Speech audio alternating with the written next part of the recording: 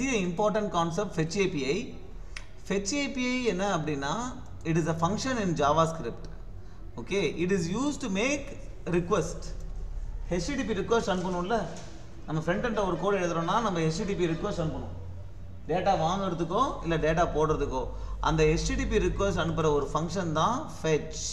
But the important thing is it returns a promise. Okay, that resolves to the response to the request. Okay, so அது just remember இது வந்து ஒரு HTTP request அனுப்புறதுக்கான function. அந்த function returns a promise. Okay, அந்த function promise return பண்ணிச்சுன்னா அது டேட்டாவெல்லாம் fetch பண்ணிடுச்சு அப்படின்னா promise resolve ஆகிடும்.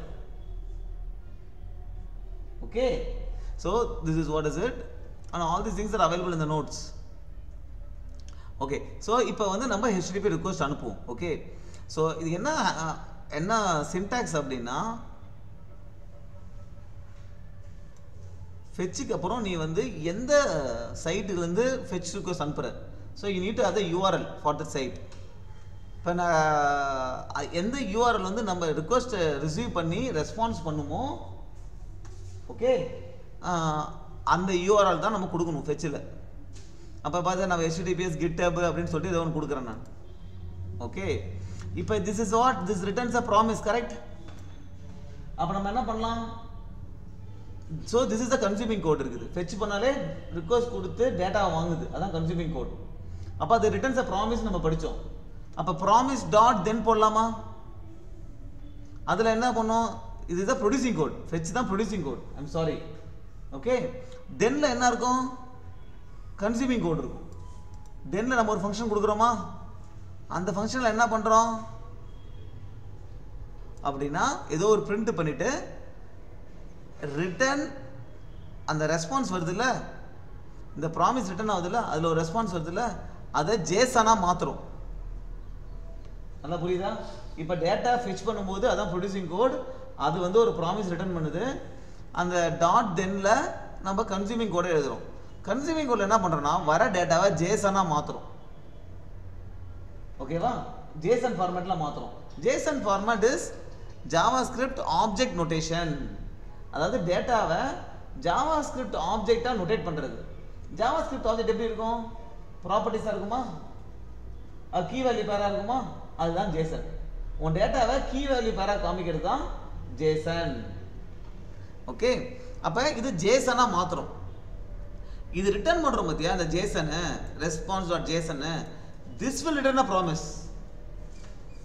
ஓகே, அப்போ ஜேசனாக மாற்றுறதுக்கு ஒரு ஃபங்க்ஷனை கால் பண்ணுறோம். அந்த ஃபங்க்ஷன் ரிட்டர்ன் பண்ணுது, ஒரு ப்ராமிஸ் ரிட்டர்ன் பண்ணுது. அதனால் என்ன பண்ணுறோம்? திருப்பி ஒரு டாட் தென் போடுறோம்.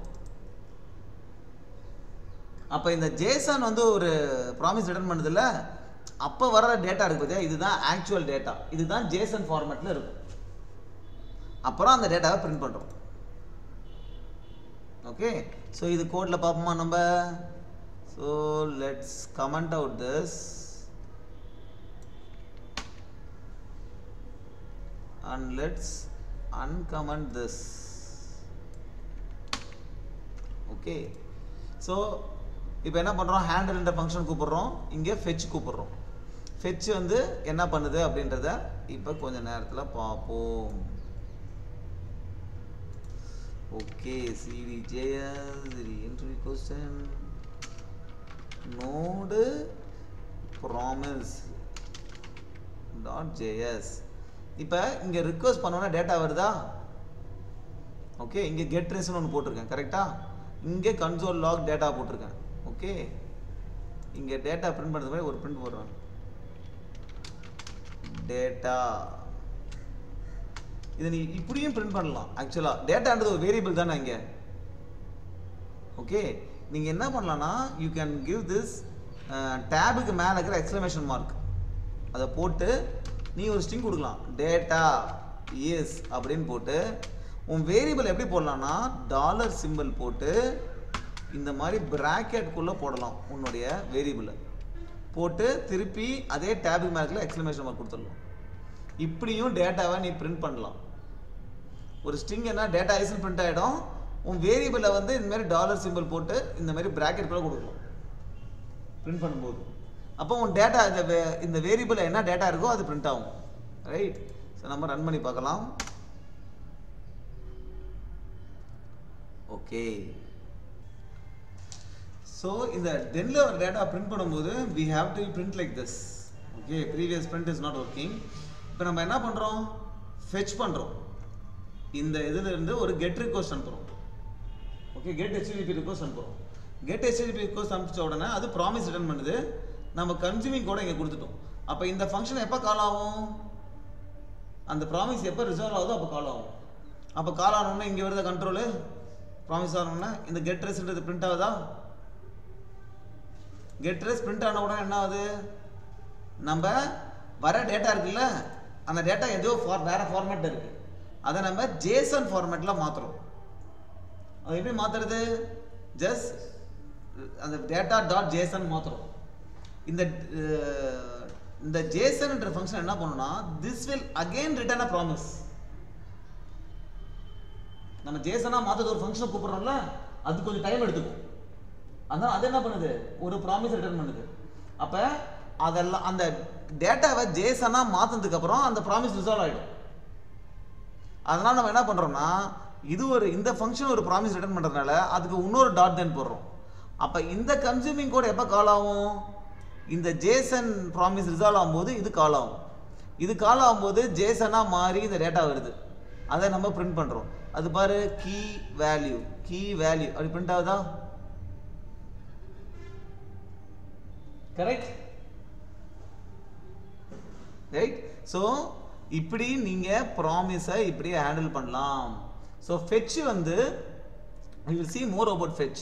So this is one way you can handle promise, கரெக்டா. இதே வந்து நம்ம என்ன பண்ணலாம்னா, நம்ம எப்பவுமே உங்களுக்கு தெரியும் ப்ராமிஸை நம்ம await மூலமாவும் ஹேண்டில் பண்ணலாம்.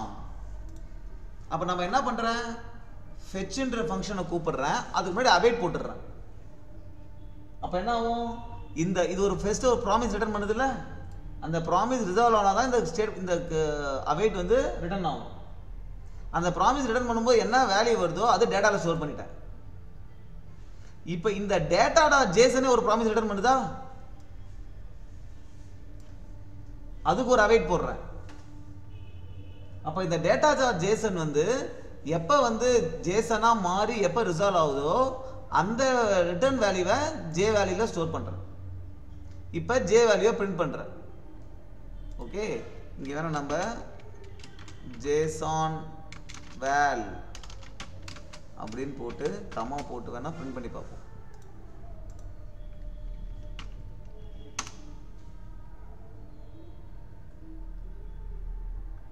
இங்க வித்தியா ஜேசன் வேல் வந்து அந்த வேல்யூ பிரிண்ட் ஆகுதா, கோலன் போட்டு வேல்யூ பிரிண்ட் ஆகுது. ஸோ இது எப்படி ஒர்க் ஆகுது, ஸோ சிம்பிள். நீ ஃபெச் பண்ற முதல்ல இந்த இதுல இருந்து இது என்ன பண்ணுது, டேட்டாவை போய் இங்க இந்த வெப்சைட்ல இருந்து ஃபெச் பண்ணிட்டு வருது. அப்படி ஃபெச் பண்ணிட்டு வரும்போது இது ரிட்டர்ன்ஸ் அ ப்ராமிஸ். அந்த ப்ராமிஸ் வந்து டேட்டா ஃபெச் ஆகி வர வரைக்கும் நம்ம வெயிட் பண்றோம், அதுக்கு தான் await. டேட்டா வந்ததுக்கு அப்புறம் என்ன ஆகும், அந்த ப்ராமிஸ் ரிசால்வ் ஆகுமா, அப்ப அந்த டேட்டா வந்து இங்கே ஸ்டோர் ஆயிடும். அடுத்து என்ன பண்றோம், அந்த டேட்டாவை ஜேசனா கன்வெர்ட் பண்றோம், அதுக்கு இந்த ஃபங்க்ஷனை கூப்பிடுறோம். அப்ப இந்த ஃபங்க்ஷன் ஜேசனை கன்வெர்ட் பண்ணி முடிக்கணும்ல, அதுக்கு நம்ம வெயிட் பண்ணணும்ல. So this also returns a promise. So அதுக்காக வெயிட் பண்றோம். வெயிட் பண்ணி முடிச்சதுக்கு அப்புறம் நமக்கு வர என்ன இருக்கும், ஜேசன் வேல்யூவா இருக்கும். அந்த வேல்யூவை பிரிண்ட் பண்றோம். அந்த வேல்யூ பிரிண்ட் பண்றதால உனக்கு ஜேசன் ஃபார்மேட்ல வருது. ஸோ இப்படியும் ஹேண்டில் பண்ணலாம், ஃபெச் மெத்தடை இப்படியும் ஹேண்டில் பண்ணலாம். So we saw fetch function. fetch மூலமா HTTPல நீங்க நம்ம வந்து கெட் ரிக்வெஸ்ட் அனுப்பலாம், புட் போஸ்ட் ரிக்வெஸ்ட் அனுப்பலாம். HTTP மெத்தட்ல என்னென்ன மெத்தட் இருக்கு, கெட், போஸ்ட், புட், delete, இந்த மாதிரி நிறைய மெத்தட்ஸ் இருக்குல்ல HTTPல. கெட் எதுக்கு, டேட்டா எடுக்கிறதுக்கு. Okay, so this is a get request. நீங்க fetchல எந்த ஒரு ஆர்குமெண்ட்டுமே கொடுக்கலனா get request. இப்போ போஸ்ட் ரிக்வெஸ்ட் எப்படி போடலாம் பார்ப்போம். போஸ்ட் ரிக்வெஸ்ட் கொடுக்கும்போது நம்ம டேட்டாவை போட போறோம். அப்ப நம்ம டேட்டாவை போட போனா நம்ம டேட்டாவையும் கொடுக்கணும், கரெக்டா. ரைட். ஸோ எப்படி கொடுக்கறது அப்படின்னா, என்ன URL அதை கொடுத்துடணும். அதுக்கப்புறம் ரெண்டே ஆர்குமெண்ட் தான். ஃபர்ஸ்ட் ஆர்குமெண்ட் என்ன URL, செகண்ட் ஆர்குமெண்ட் வந்து ஒரு object. This is the second argument. Second argument வந்து ஒரு ஆப்ஜெக்ட். அந்த ஆப்ஜெக்ட்ல நீ என்னென்ன கொடுக்கணும்னா மெத்தடு, ஹெட்டரு, பாடி. ஓகேவா? இப்படி தான் ஃபெட்ச் ரிக்வெஸ்ட் உடைய இது. மெத்தட்ல என்ன மெத்தட், போஸ்டா இல்ல அப்டேட்டா அதுன்ற மெத்தட் இருக்கும். ஹெட்டர்ல என்ன டைப் ஆஃப் டேட்டா வருது, இந்த டேட்டா இருக்குல்ல, அந்த டேட்டா என்ன type of data. So content type வந்து அப்ளிகேஷன் ஜேசான் கொடுக்கணும், ஏன்னா நம்ம டேட்டா வந்து ஜேசன் ஃபார்மேட்ல இருக்கு, ரைட்டா? அப்புறம் பாடியில நீ கீ வேல்யூ பேர் மட்டும் போட்டா பத்தாது, அந்த கீ வேல்யூ பேரை ஸ்ட்ரிங்கா மாத்தி தான் அனுப்பணும். ஸோ அந்த கீ வேல்யூ பேர் என்ன பண்றோம், கீ வேல்யூ பேர் ஒரு ஆப்ஜெக்டா, அதை வந்து ஸ்ட்ரிங்கிஃபை பண்றோம், ஒரு ஸ்ட்ரிங்கா மாத்திடுறோம். ஓகே, ஸ்ட்ரிங்கா மாத்தி பாடியில் கொடுக்குறோம். ஸோ இப்படி தான் நீ போஸ்ட் ரிக்வெஸ்ட் அனுப்பணும். எந்த யூஆர்எல் அனுப்பணும், அப்புறம் என்ன மெத்தடு, ஹெட்டர் என்ன, ஹெட்டர் என்ன மென்ஷன் பண்ற, நிறைய விஷயம் மென்ஷன் பண்ணலாம். அது நீ மென்ஷன் பண்ற ஒரு விஷயம் என்ன type of data, JSON data இருக்கு, கண்டென்ட் டைப் என்ன, அப்புறம் உன் பாடியில் இருக்கிற டேட்டா இருக்குல்ல, அந்த டேட்டாவை ஸ்ட்ரிங்கா மாற்றி அனுப்பணும். ஓகே, ஸோ இதுக்கும் வந்து பார்த்தீங்கன்னா உனக்கு வந்து இட் ரிட்டர்ன்ஸ் ப்ராமிஸ் இல்லை, டாட் தென் போட்டு ரெஸ்பான்ஸை நீ செக் பண்ணிக்கலாம். ரெஸ்பான்ஸ் வந்து ஓகே இல்லை அப்படின்னா ரெஸ்பான்ஸ் ஓகே இல்லை, இல்லைன்னா நீ என்ன பண்ணலாம், அதை வர டேட்டாவை ஜேசனாக மாற்றலாம், திருப்பி அதுக்கு ஒரு டாட் தென் போட்டு டேட்டாவை டிஸ்பிளே பண்ணிக்கலாம். இதில் ஏதாவது எரர் வந்துச்சுன்னா கேட்ச் பண்ணும்போது அந்த எரர் கேட்ச் இது போட்டு கேட்ச் பண்ணிக்கலாம். இந்த மாதிரி ஃபெட்ச் தான் இது மாதிரி நீ ஹேண்டில் பண்ணிக்கலாம். Okay, this is post. அப்புறம் ஃபெட்சில் நீ டிஃப்ரெண்ட் டைப் ஆஃப் ரெஸ்பான்ஸை ஹேண்டில் பண்ணலாம். அதாவது வர டேட்டா ஜேசன் ஃபார்மேட்ல இருந்தா ரெஸ்பான்ஸ் டாட் ஜேசனா கொடுக்கலாம், வர டேட்டா நீ டெக்ஸ்டா மாற்றணும் அப்படின்னா டாட் டெக்ஸ்டா கொடுக்கலாம், வர்றது வந்து ஒரு பைனரி ஆப்ஜெக்டா இருந்தா பிளாப் அப்படின்னு கொடுத்து, ஒரு இமேஜா இருக்குது அப்படின்னா அதை வந்து பிளாப்னு கொடுத்து பிளாபா மாற்றி அப்புறம் ஒரு இமேஜ் நீ கிரியேட் பண்ணலாம். ஸோ வர டேட்டாவை பொறுத்து நீ ரெஸ்பான்ஸ் யூஸ் பண்ணிக்கலாம். டிஃப்ரெண்ட் டைப்ஸ் ஆஃப் டேட்டாவை, டிஃப்ரெண்ட் டைப்ஸ் ஆஃப் ரெஸ்பான்ஸை இப்படி நீ யூஸ் பண்ணிக்கலாம் ஃபெட்சில். Okay, so this is what is fetch.